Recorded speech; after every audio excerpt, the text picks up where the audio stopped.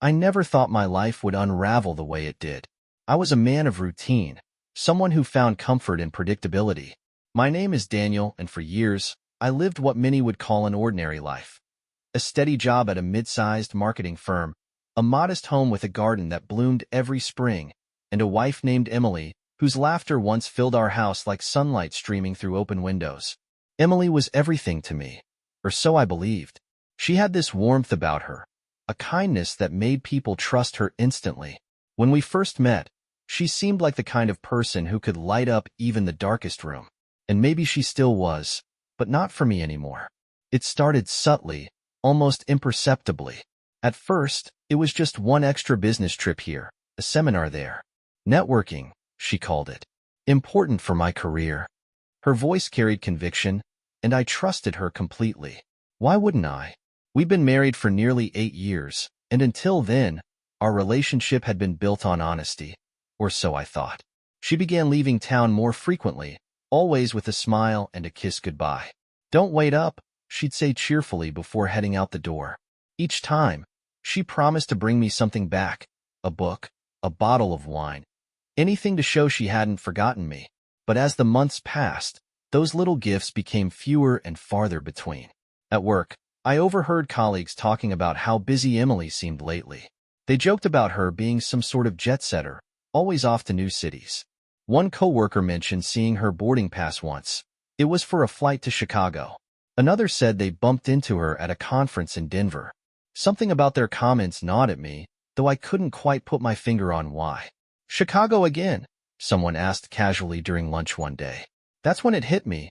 She'd mentioned going to Chicago twice in the past month alone. Twice. For networking events? It didn't add up. Still, I pushed the thought aside. Emily was ambitious. I knew that better than anyone. Maybe these trips really were important for her career. After all, hadn't she worked hard to get where she was? Didn't she deserve success? But deep down, doubt lingered, whispering questions I wasn't ready to face. Questions like, why does she seem so distant when she comes home? Why does she avoid looking me in the eye sometimes? And then there was the suitcase, the same black rolling bag she always packed for her trips. I noticed it sitting by the front door one evening, its handle slightly askew. A pang of unease shot through me as I realized I hadn't seen her unpack it from her last trip. Had she even brought it inside? Or had she simply left it there, ready for the next departure? That night, as I lay awake beside her, listening to the rhythmic hum of her breathing, I felt a chill creep over me. Something wasn't right. Something was missing, not just from our marriage, but from the very fabric of the life we'd built together. Yet, I told myself I was overthinking things. Trust, after all, was the foundation of any good relationship, right? Little did I know, that foundation was already cracking beneath my feet. The days that followed were filled with a quiet tension I couldn't quite shake. Emily left again, this time for another business trip. She kissed me goodbye at the door, her lips brushing against mine in a way that felt rehearsed, forced. But I didn't say anything. How could I? What was there to say? Instead, I watched her walk to the car, suitcase in hand, and drive away. As soon as she was gone, the house felt emptier than usual. It wasn't just her absence. It was the weight of unanswered questions pressing down on me. I tried to distract myself by throwing myself into work, but even there, my mind wandered. During meetings, I found myself zoning out, replaying snippets of conversations I'd overheard about Emily's travels. One afternoon, while grabbing coffee in the break room, I ran into Sarah, one of Emily's colleagues from her department. Sarah was friendly enough, always eager to chat, but today her demeanor seemed different. There was a hesitancy in her smile, a flicker of something unreadable in her eyes. "Hey, Daniel," she said, pouring herself a cup of coffee. "How's it going?" "Good, good," I replied automatically, though the words felt hollow. "Just keeping busy." She nodded, stirring her coffee slowly. Then, after a pause, she added, "Emily mentioned she's heading out of town again this week. Another conference, right?" I forced a smile.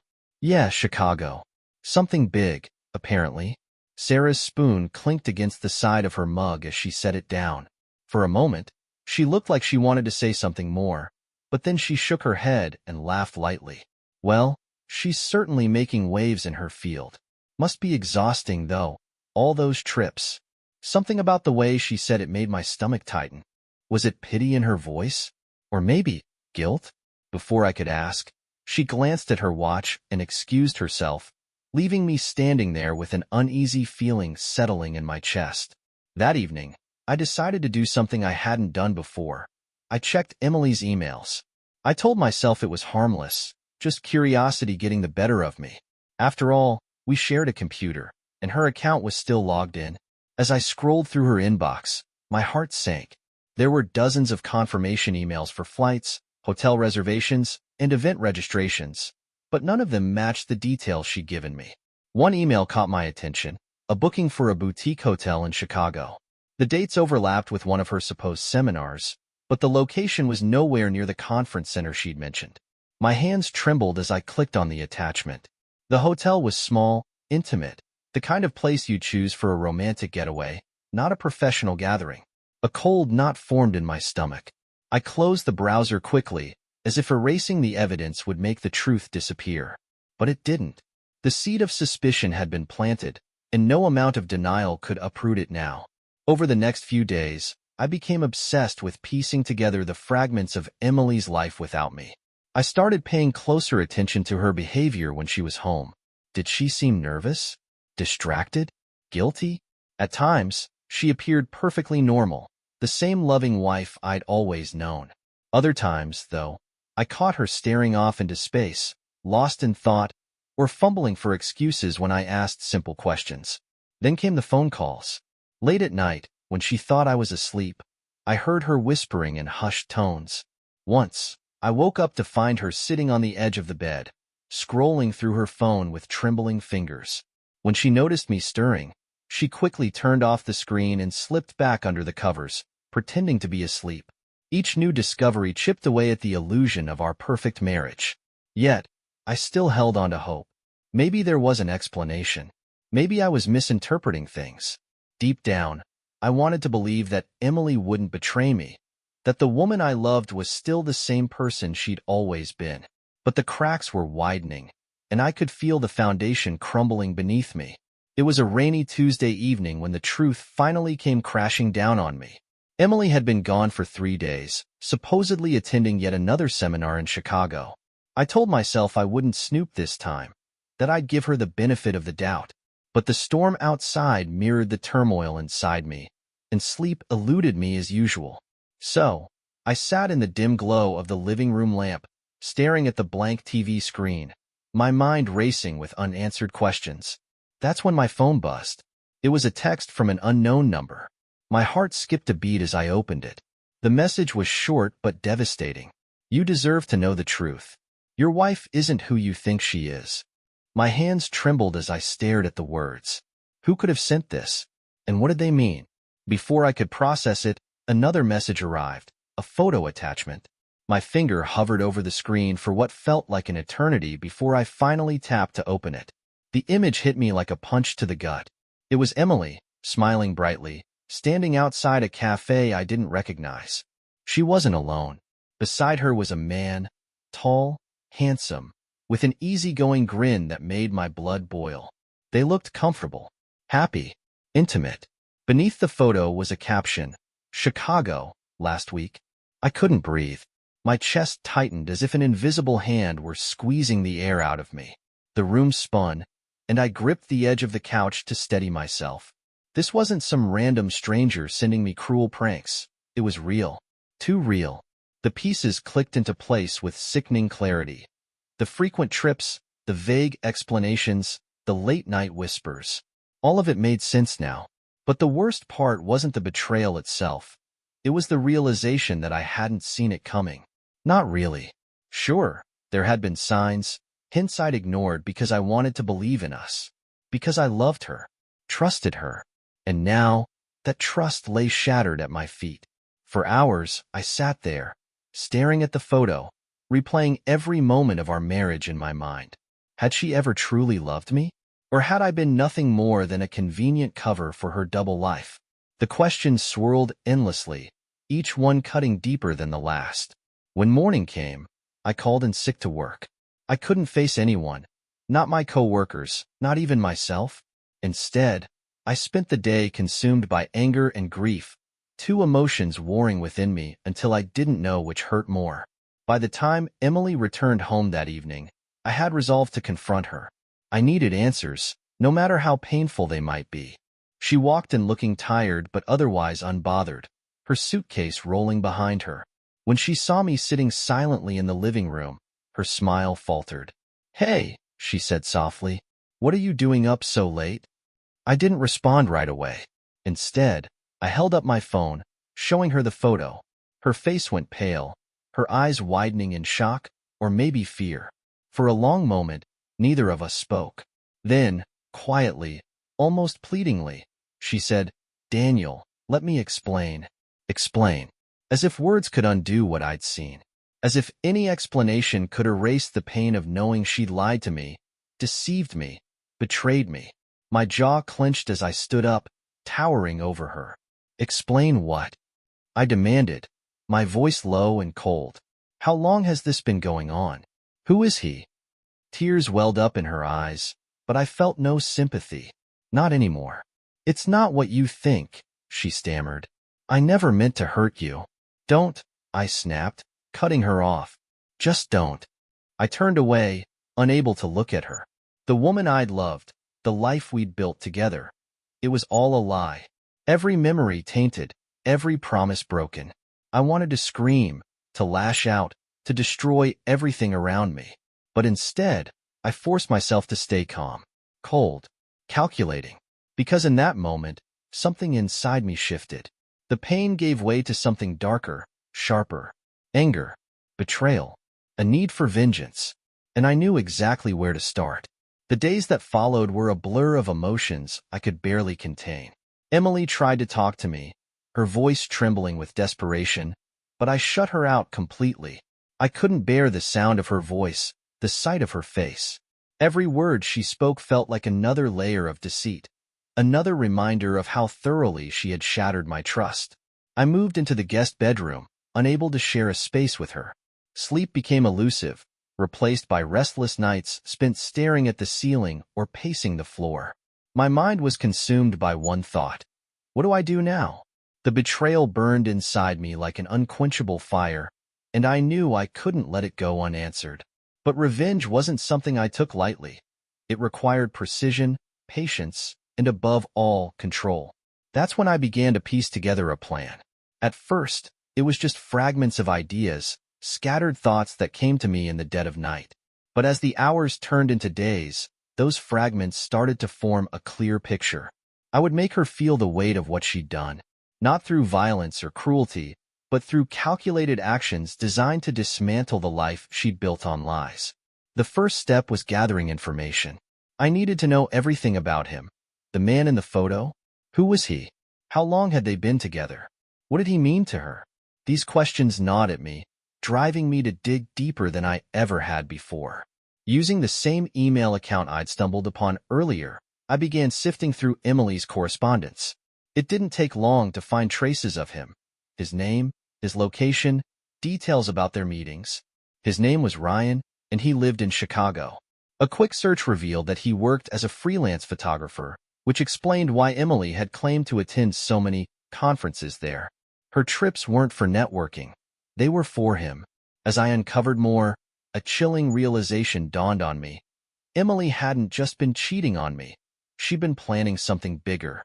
Flight confirmations, hotel reservations, even casual mentions of future plans. They all pointed to one conclusion. She intended to leave me. For him.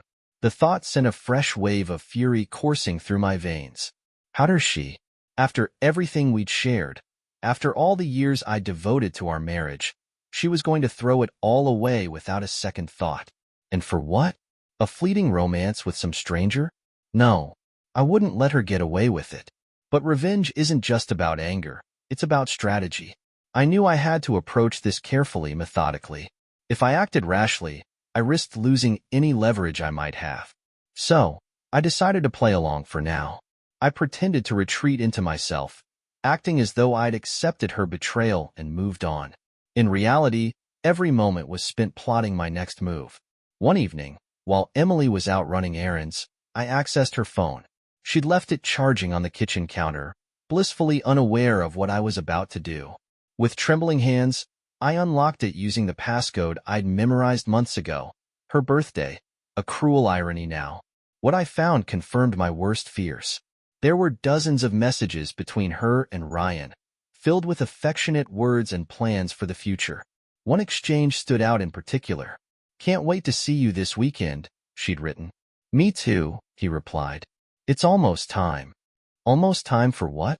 The ambiguity only fueled my determination. Whatever they were planning, I would be ready. By the time Emily returned home, I had erased all traces of my intrusion. She glanced at me briefly as she walked past, her expression guarded. For a moment, I considered confronting her again. But no, not yet. Let her think she has the upper hand. Let her believe she's won. Because soon enough, she'll realize just how wrong she is. The days stretched on, each one heavier than the last. I continued to play my part, the wounded but resigned husband who had decided to let go of the past. It wasn't easy. Every time Emily smiled at me or tried to engage in conversation, I wanted to scream, to demand answers, to expose her lies. But I held back. Patience was key, and I knew that revealing my true intentions too soon would ruin everything. Instead, I focused on gathering more information. Each night, after Emily went to bed, I spent hours poring over her emails, texts, and social media accounts. What I found painted a clearer picture of their relationship, and it sickened me. They weren't just casual lovers. They were deeply entwined, sharing secrets, dreams, and plans for a life together. One message from Ryan stood out. "When you're ready, we'll make it official. No looking back." No looking back. The phrase echoed in my mind, taunting me. How dare they talk about starting a new life, while mine lay in ruins? The anger inside me grew sharper, colder, until it felt like ice coursing through my veins. But beneath the rage was something else, a quiet resolve. If Emily wanted a clean break, I would give her one. On my terms. I began making preparations. First, I created a fake email account under a pseudonym, someone untraceable, someone who could observe without being seen. From this account, I sent Ryan a carefully worded message. "I know about you and Emily. Meet me if you want to keep your secret safe." It was a risky move, but I needed to see his reaction. Would he panic? Deny it? Or would he take the bait? Within minutes, he replied. "Who is this? What do you want?" His tone was defensive, tinged with fear. "Perfect," I responded vaguely, keeping him off balance. "Just meet me at the cafe near Millennium Park tomorrow at noon. Come alone." I didn't sign the message. Let him stew in uncertainty overnight. The next day, I arrived at the cafe early, positioning myself in a corner where I could watch the entrance without being noticed. My heart pounded as I waited, adrenaline coursing through me. This was it, the first step toward reclaiming control. When Ryan finally walked in, I barely recognized him. In person, he looked younger, more confident, completely unaware of the storm brewing around him. He scanned the room nervously before spotting me, or rather, the empty seat across from me, which I had reserved with a cup of coffee. As he approached, I slipped on a pair of sunglasses and pulled my hat lower, ensuring he wouldn't recognize me later. He hesitated for a moment before sitting down. "You're the one who messaged me?" he asked, his voice low and cautious. I nodded slowly, letting the silence stretch between us. Then, in a voice barely above a whisper, I said, "You don't deserve her." His eyes widened, confusion flickering across his face. "What are you talking about?" "She's using you," I continued, leaning forward slightly. "Did she tell you about her husband? About how hard he worked to give her everything she ever wanted? Or did she paint herself as some poor victim trapped in a loveless marriage?" Ryan shifted uncomfortably in his seat, clearly unsure of what to say. "Look, I don't know who you are, but—" "But nothing," I interrupted, cutting him off. "You think you're special? That she loves you? She doesn't. You're just a distraction, a way for her to escape responsibility. And when she's done with you, she'll toss you aside like trash." For a moment, he looked shaken. "Good. Doubt was exactly what I wanted him to feel. Before he could respond, I stood up and dropped a folded piece of paper onto the table. "Think about it," I said coldly, then walked away. Inside the note was a single sentence. "If you care about her, leave her alone." As I stepped out into the crisp Chicago air, a strange sense of satisfaction washed over me. This was only the beginning. Ryan might not listen to my warning, but it didn't matter. Either way, the seeds of doubt were planted, and doubt, like betrayal, has a way of festering until it consumes everything. The days following my encounter with Ryan were a delicate balancing act. I returned home, resuming my role as the quiet, detached husband while secretly monitoring every interaction between Emily and her lover. My fake email account became a lifeline, a way to keep tabs on their conversations without tipping them off. To my satisfaction, Ryan's messages grew hesitant, his usual confidence replaced by uncertainty. "Are you sure about this?" he wrote to Emily one evening. "About what?" she replied, clearly oblivious to his growing unease. "Us," he said simply. "I feel like there's something you're not telling me." Emily's response was swift and defensive. "Don't be ridiculous. You know how much I care about you. Stop overthinking things." But Ryan wasn't convinced. He pressed further. "Someone contacted me. Said they knew about us. Do you have any idea who it could be?" My lips curled into a faint smile as I read his words. Doubt had taken root, just as I'd planned. Emily dismissed his concerns, chalking it up to paranoia, but I could tell from her increasingly frantic tone that she was starting to worry too. She didn't know who had reached out to him, or why, but it was enough to plant a seed of fear in both their minds. Meanwhile, I began laying the groundwork for the next phase of my plan. If doubt was the first step, isolation would be the second. I needed to drive a wedge between them, to make Emily question whether Ryan was truly worth risking everything for. And I knew exactly how to do it. One afternoon, while Emily was at work, I accessed her laptop again and composed an anonymous email to her boss. It contained fabricated evidence, carefully edited screenshots of emails between Emily and Ryan, that suggested she had been neglecting her duties in favor of personal affairs. The message ended with a warning. "If this continues, it will reflect poorly on the company. Action must be taken." I sent the email and wiped my tracks clean. Within hours, Emily received a call from HR requesting an urgent meeting. When she came home that evening, her face was pale, her hands trembling as she clutched her purse. "What's wrong?" I asked, feigning concern. They think I've been slacking off at work," she stammered, tears welling up in her eyes. "They said someone reported me. Someone thinks I'm not focused enough." I nodded sympathetically, though inside I felt nothing but cold satisfaction. "That's ridiculous. You've always been dedicated to your job. Who would say such a thing?" She shook her head, clearly distraught.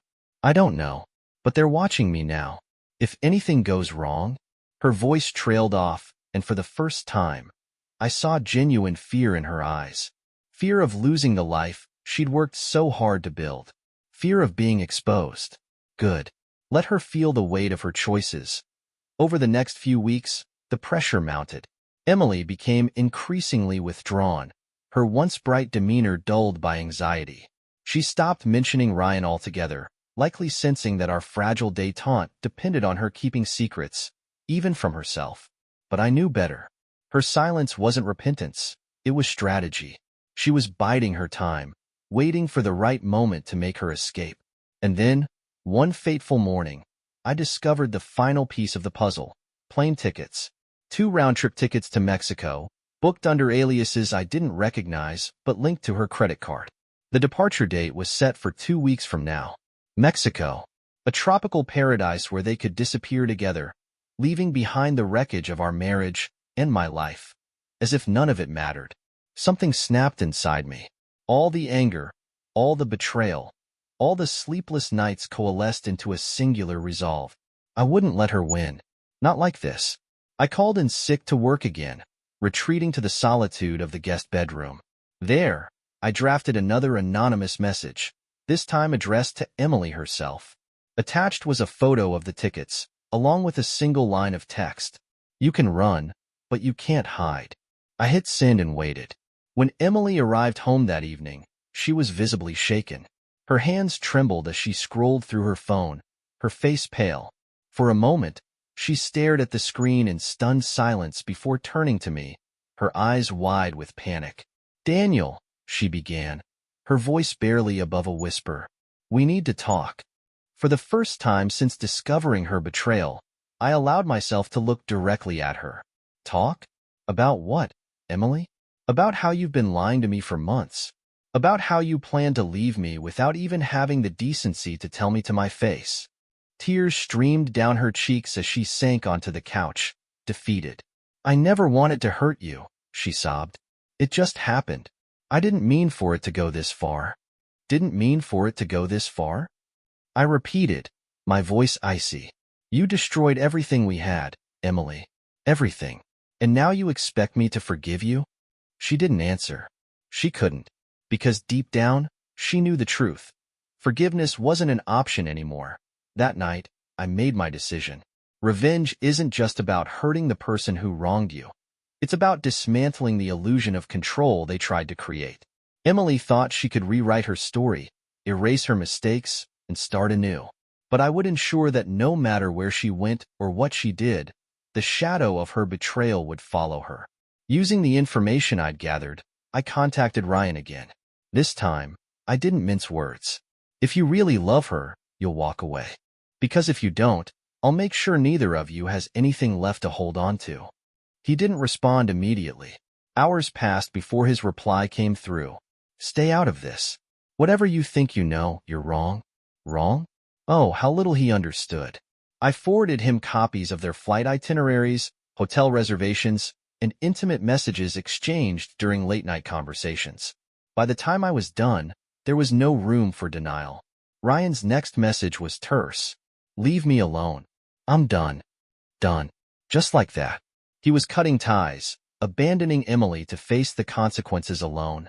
Exactly as I'd hoped. But I wasn't finished yet. Over the next few days, I systematically unraveled the life Emily had built. Anonymous tips led to investigations at her workplace, resulting in her suspension pending further review. Friends and acquaintances received cryptic warnings about her true nature, sowing seeds of mistrust among those closest to her. Even her social media accounts became battlegrounds, flooded with comments questioning her integrity. By the time the departure date for her trip to Mexico arrived, Emily was a shell of the woman she used to be.